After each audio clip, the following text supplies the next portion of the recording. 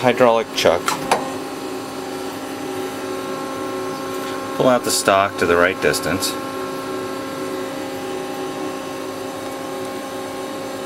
And lock it.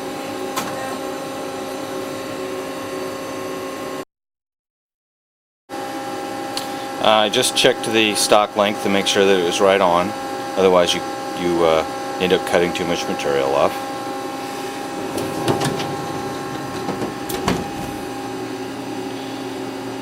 And over here on the display, I have the programming pad and all the controls. Start.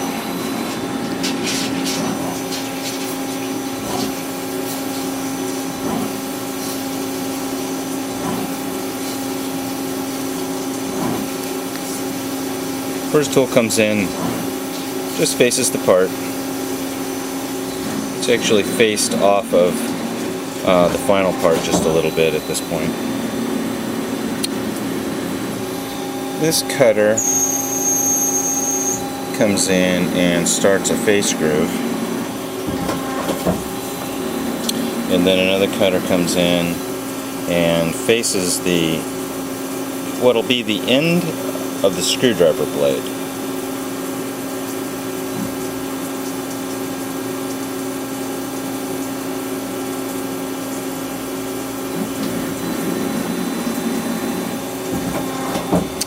The face groove tool comes back, and now it's going to bore all the way in.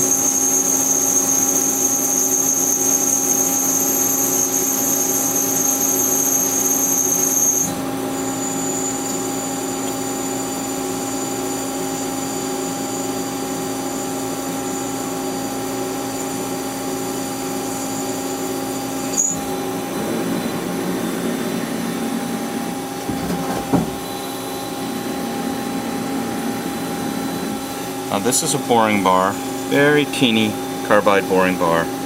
It's going to go in and turn the ID, that's the bearing surface of the knob.